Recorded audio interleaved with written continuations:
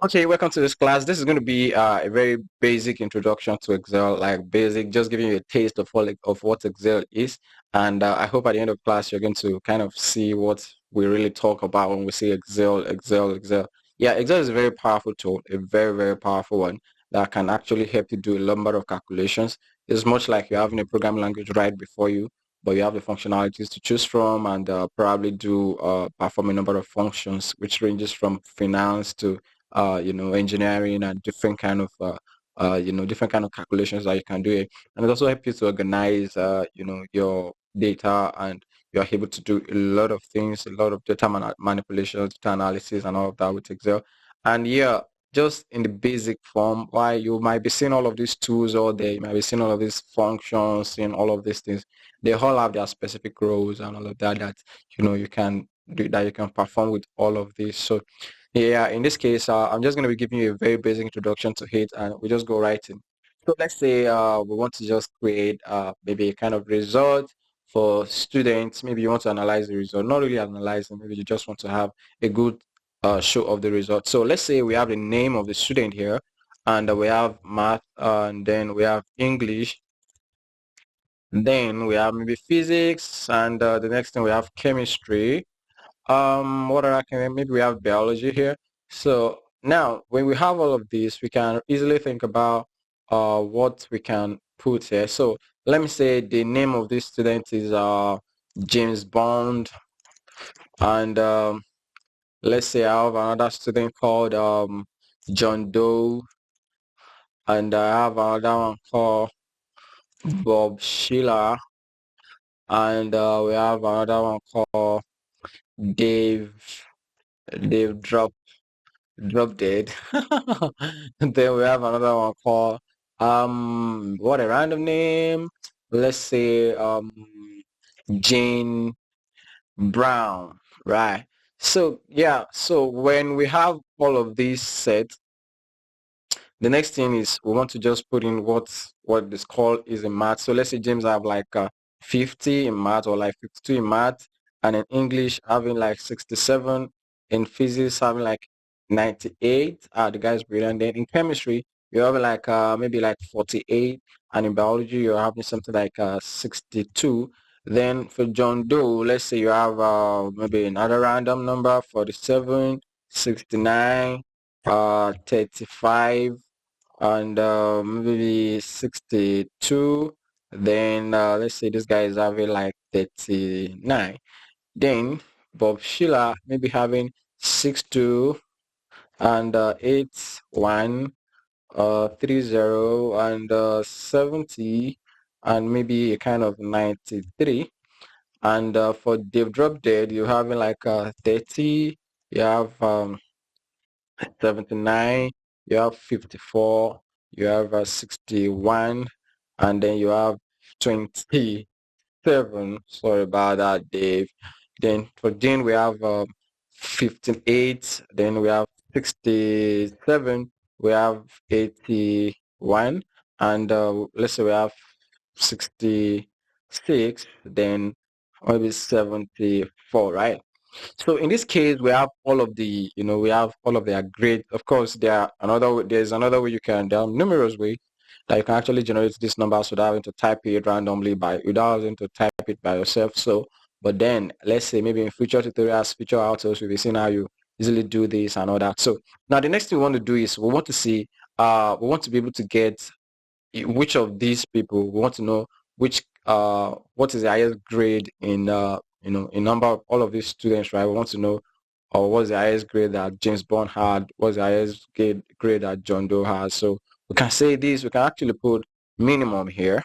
So we want to know each student, we want to know their minimum score, and we want to know their maximum score. Then we want to know the average of all of this. And let's say we want to get the aggregate, we want to get the like the total of all of their scores. So we can have we can call this one or let's say we call this sum. Yeah, I have it as sum like total. Let me use total instead. Say total. Okay. So now the minimum here, you want to know the minimum grade that each student has. So the first thing you do, you can either just put an equal to and then start typing the formula or anything. But then in an easy form, you can come into this auto sum. You see where there's auto sum here. Then you click the arrow beside it. Then you choose the mean. So once you choose the mean, let me have that. Let me highlight this first. Oh, not really. So let's say when you come here and you choose the mean, it's going to give you like the minimum, right? The minimum from this range, which is from B2. When you say B2 is from this cell to B2 cell, and then to F2, and then you have F2 here. So if I press enter now, I have 48. It means James Bond have 48 as the lowest score, and that is in chemistry, right? So now we can actually pull all of this. You just pull it down and you see, okay, 35. The lowest score for John Doe is 35. Lowest score for Bob Schiller is 30, and for Dave Drogdale is 27, and Jane Brown is 58. Okay, so we want to know the maximum for all of this today. We want to know the maximum score. So I can just go back to the AutoSum and select the max.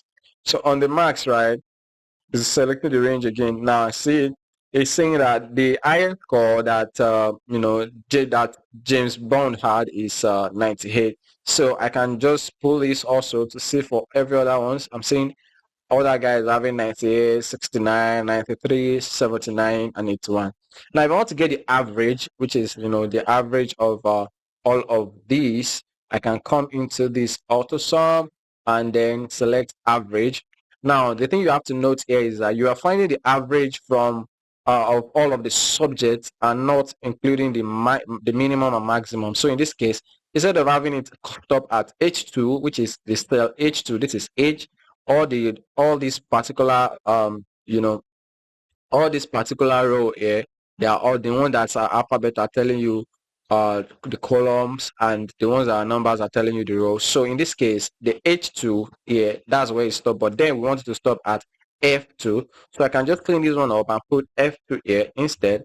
So you see it's stopping at F2. So I'll just press enter, and then the average score is for James Bond is 65.4. And so if I pull all of these, I'm also going to get this, which is 65.4, 50.4, and all of that. So now I want to get the total, like the total of all of their scores.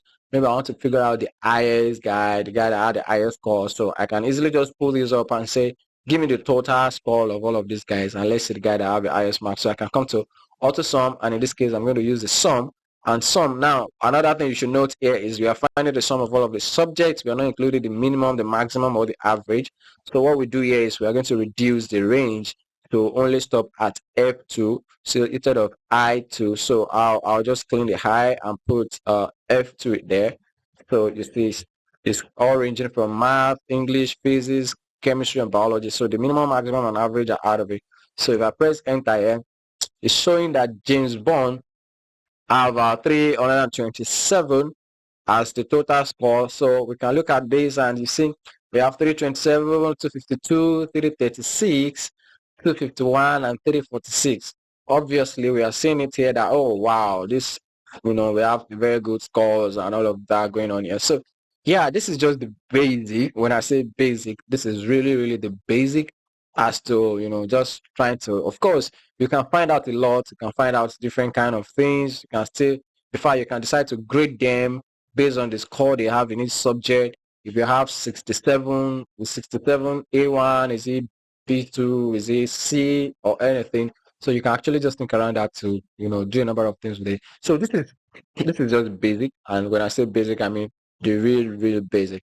So now the next thing I can do is I can actually plot a chart of all of these things. So if I highlight all of these and stopping here, I can go to the insert tab, and then under the chart I can pick up a chart, maybe a kind of pie chart, and then have this. So it's going to give me all of this. I'm going to see that we have math, English, physics, chemistry, biology, and all of those. So, and then you have the total. Of course, this is not really a good chart. So then the color codes here is showing you that, oh yeah, this is this and all of that. So, but then importantly, plotting this kind of graph is not really wise, because you don't want to have the total, minimum, maximum, and average, everything inclusive and all of that. So this is not really a good plotting. So yeah, in future classes I'm going to be showing you how to have a good plotting and all of that, and then you have a whole bunch. So this is just a baby step introduction, like a real baby step introduction to just see how things work or how things operate here. And yeah, that is it for now. And yeah, let me know what you think in the comment section. Drop your comments. Does it really help? Or this is so basic? Or what do you think around all of this? So drop your comments, and yeah, any other thing you want to learn also in future tutorials around Excel, drop it there, and definitely I'm going to see it and then have it logged into my content calendar. Yeah, thank you very much. I'm looking forward to the next class, next tutorial. Yeah, thank you.